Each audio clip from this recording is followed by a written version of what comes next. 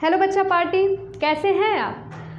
जैसा कि मैंने आप लोग से कहा था रियल नंबर से रिलेटेड पार्ट 2 लेकर आने के लिए, जिसमें क्वेश्चंस भी होंगे। तो वो देखिए आपके पास पार्ट 2 लेके आ गए हैं। जैसा कि पार्ट 1 में मैंने आप लोग को क्या बताया था, रियल नंबर से रिलेटेड कंसेप्ट के बारे में चर्चा किया था, और वहाँ बताया भी था कि पार्ट 2 में हम उससे रिलेटेड क्वेश्चन के बारे में डिस्कस करेंगे।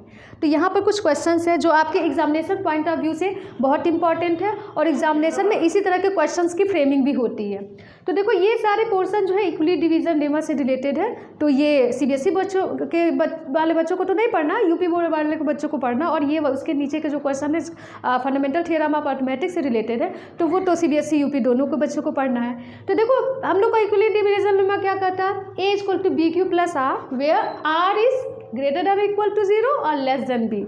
देखो तो इस तरह के दो तरह के क्वेश्चन फ्रेम होगा। एक तो ये होगा कि ये स्टेटमेंट दे देगा, और उसके बाद ये पूरा ये इक्वली डिवीजन लेमा का जो कंसेप्ट है ये और ये विथ रिलेशन ऑफ आर, ये आपके 4 ऑप्शन दे देगा, उसमें से आपको क्लियर करना रहेगा कि कौन सा सही है।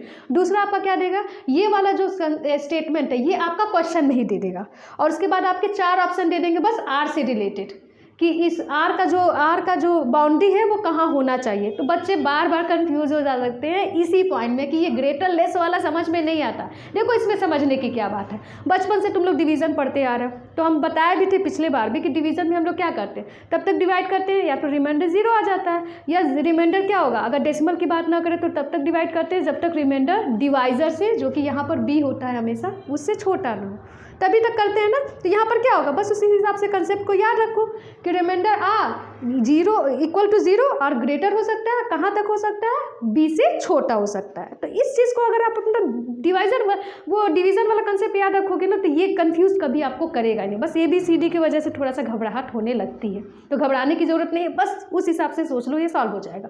अब ये क्या है, अब ये क्वेश्चन कर रहा है कि ए की वैल्यू बी से छोटी हो, ए मतलब आपका क्या होता है, डिविडेंट होता है, यानी डिविडेंट आपका डिवाइजर से छोटा रहेगा, तो आपका क्या आ जाएगा, ऑब्वियस ही बात है, हमको डेसिमल तो लाना नहीं है, तो नॉन डेसिमल में अगर सॉल्व करेंगे तो इसको क्या होगा, 0 से डिवाइड करेंगे तो ये आ गया 2, ये 2 आपका क्या हो जाएगा, रिमाइंडर हो जाएगा, और 0 आपका क्या होगा, क्वोशिएंट हो जाएगा। तो यानी इसमें से क्या होगा, ये वाला ऑप्शन सही होगा। ठीक है, तो बच्चे कंफ्यूज मत होइएगा। अब अगला क्या है, ये जो क्वेश्चन है, for some integer every even integer is the form of 2a के फॉर्म में होता है। अगर ऑड इंटीजर पूछे तो 2a+1 के फॉर्म में होता है।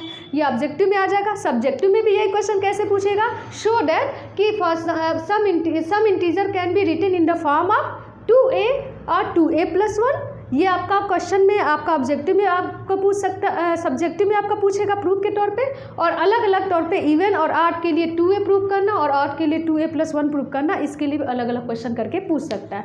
ये 2a के लिए भी है। अब 3 से डिवाइड करोगे तो क्या होगा, 3a+1 एंड 3a+2 तक जाएगा। अगर 6 से डिवाइड करेंगे तो 6a+1 6a+2 6a+5 तक जाएगा। इसी तरह से आपका क्या होगा, अगर 4 से डिवाइड करें तो 4a+1 4a+2 4a+3 तक जाएगा। तो ऐसे ही आपका क्वेश्चन सब्जेक्टिव ऑब्जेक्टिव दोनों में आएगा। ठीक है, अब ये क्या है, 2 कंसेक्यूटिव इंटीजर का प्रोडक्ट जो है क्या होना चाहिए, 2 से डिविजिबल होगा। ये आपका प्रूफ में भी आता है, सेम यही स्टेटमेंट देगा कि proof that 2 consecutive integer is divisible by 2।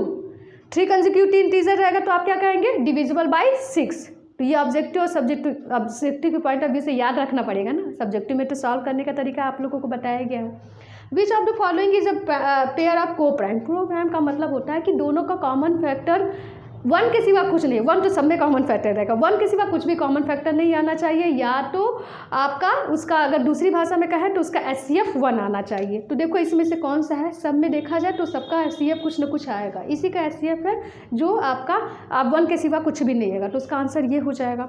अब LCM की बात करें, ये दोनों मीडियम के बच्चों के लिए है। तो LCM में क्या होता है, LCM में अगर फैक्टराइजेशन मेथड से देखा जाए तो हम लोग क्या करते हैं, कोई नंबर दिया रहा है, 2 या 3 नंबर देते तो पहले फैक्टराइज करते हैं, उसके बाद उसमें देखते हैं LCM या HCF उस हिसाब से निकालते हैं। तो यहाँ तो आपको ऑलरेडी आपका फैक्टर दे दिया, जब फैक्टर दे दिया तो आपका एक काम तो खत्म ही हो गया। तो फैक्टर जब हो जाता है तो हम लोग LCM निकालना रहता है तो क्या करते हैं, सबसे पहले दोनों में जो कॉमन रहता है उसको देखते हैं। देखो दोनों में कॉमन क्या है, 2 है, 2 का हाईएस्ट पावर क्या है, 4 है, 2 टू द पावर 4 हो जाएगा। फिर उसका अगला कॉमन फैक्टर क्या है, 5 है, 5 का हाईएस्ट पावर क्या है, दोनों में सेम है तो 1 ही हो गया। बाकी बचे हुए क्या नंबर है, 3 और 7। बाकी बचे नंबर को लिख देंगे। तो ये आपका जो इसका फैक्टर मल्टीप्लिकेशन करके आएगा तो ये आपका हो जाएगा इसके बराबर आ जाएगा, वही उसकी वैल्यू आपकी हो जाएगी। अगर एचसीएफ निकालना रहेगा तो हम क्या करते हैं, जो हमारा नंबर होता है उसका लोएस्ट कॉमन फैक्टर का लोएस्ट पावर देखते हैं। तो कॉमन फैक्टर हमारा क्या है, 2 है, 2 का लोएस्ट पावर क्या है, 3, और दूसरा कॉमन फैक्टर 5 है, 5 का लोएस्ट पावर का है या सेम पावर है तो ये हो गया। इसको कैलकुलेट करेंगे तो आपका एचसीएफ निकल जाएगा। अब देखो कई बार बच्चे घबरा जाते हैं, XYZ जब आ जाता है, अरे भाई कुछ भी घबराने की ज़रूरत नहीं है। देखो यहाँ नंबर था, नंबर की जगह पर बस XYZ दे देगा, तो बस दिमाग में XYZ मत रखो, बस समझो कि X मतलब कोई नंबर है। तो देखो यहाँ ये X जो है और ये दोनों में यही काम देखेंगे जो इसमें देखे थे। एचसीएफ यहाँ चूँकि क्वेश्चन में निकालना है तो एचसीएफ क्या है, इन दोनों को कॉमन फैक्टर देखेंगे। कॉमन में क्या होगा, लोएस्ट पावर देखते हैं, तो इसका लोएस्ट पावर क्या हो जाएगा, x पावर 1। y का कॉमन फैक्टर है दूसरा और उसका लोएस्ट पावर क्या होगा, y स्क्वायर। तो इसका आंसर होगा ये एचसीएफ के लिए। अगर एलसीएम निकालना रहेगा तो क्या होगा, x का हाईएस्ट पावर, y का हाईएस्ट पावर, ये आपका एलसीएम। अगला क्वेश्चन क्या है, explain why this is composite number. तो आपको क्या करेंगे, इस तरह का क्वेश्चन आएगा तो आप लोग उसको सॉल्व कर लेंगे। इस तरह के भी क्वेश्चंस आते हैं। अब दूसरा क्या आता है, इरेशनलिटी के से रिलेटेड 2 तरह के क्वेश्चंस फ्रेम होंगे। एक तो मान लो कोई इरेशनल कोई नंबर ही होगा, रूट वाला, √3 जैसे रिसेंटली पूछा था, √2, √5, √7, √11, इसमें से कुछ भी नंबर दे देगा, कह देगा prove that this is irrational number, या कह देगा show that this is irrational number.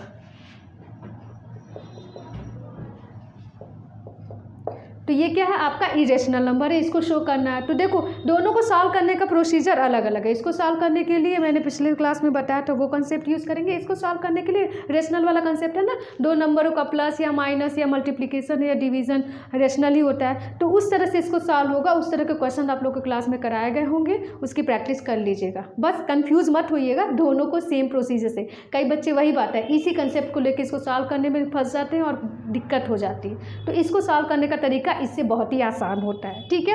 अब क्या होगा, एक्सप्रेस दिस इन्फ्लेक्शन फॉर्म। ये अभी रिसेंटली 2020 में इस तरह का क्वेश्चन आपका पूछा हुआ था यूपी बोर्ड में, और भी इससे रिलेटेड क्वेश्चन आपके आते रहते हैं कि आपको इसको फ्रैक्शन की, ये डेसिमल फॉर्म में है, नॉन टर्मिनेटिंग रिपीटिंग फॉर्म में है, तो रेशनल नंबर का, तो उसको p/q के फॉर्म में कन्वर्ट करना है। अगर इससे रिलेटेड आप डिटेल वीडियो चाहते हैं तो आप कमेंट बॉक्स में डालिएगा, तो उससे रिलेटेड हम आपको क्वेश्चन सॉल्व कर देंगे। अब अगला क्या है, right the denominator of this in the form of 2 to the power n 5 to the power n form में। अब ये क्या होता है, देखो आप लोगों को कंसेप्ट ये बताया गया होगा क्लास में कि ये कोई भी नंबर है उसका पहले डिनोमिनेटर चेक करते हैं। डिनोमिनेटर में या तो 2 फैक्टर अगर करते हैं और उसको फैक्टर में 2 आए या 5 आए या दोनों आए, तो ये इसको जब सॉल्व करेंगे ना डेसिमल वैल्यू निकालने के लिए, तो उसको टर्मिनेट करेगा, यानी कि वो कट जाएगा कुछ डिजिट के बाद। अगर 2 या 5 के सिवा कोई और नंबर आ जाता है फैक्टर में, तो आपका क्या हो जाएगा, जैसे आ गया 3 या आ गया 7, तो इसका मतलब क्या हो जाएगा, जैसे ही दूसरे नंबर की एंट्री हो गई 2 और 5 के सिवा, तो इसका मतलब वो जो इसको जब सॉल्व करेंगे तो नॉन टर्मिनेटिंग बट रिपीटिंग आएगा। और इस तरह से आपका ये क्वेश्चन पूछ सकता है कि आपको पहले तो आप दिखाना है कि ये 2 to the power m के फॉर्म में, कि ये आपका डिनोमिनेटर आपका क्या होगा, form of 2 to the power m और 5 to the power m के फॉर्म में एक्सप्लेन करना है। और दूसरा क्या हो जाएगा, इसको बिना डिवीज़न करके बताइए कि ये आपका इसके कितने डेसिमल होंगे। तो जब भी डेसिमल चेक करना रहता है तो 2 और 5 के पावर को देख लेते हैं।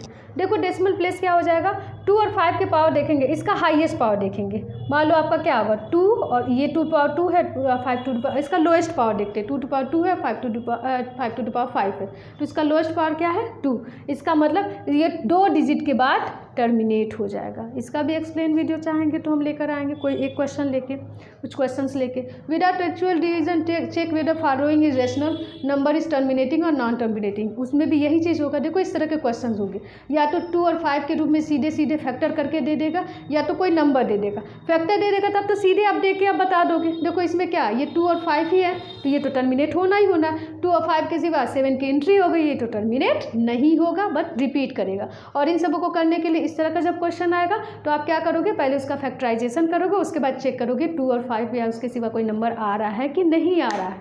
तो इस तरह से आप देखोगे। चलते चलते आपके लिए don't stress, do your best, forget the rest, और साथ ही साथ स्वस्थ रहिए, मस्त रहिए। बाय।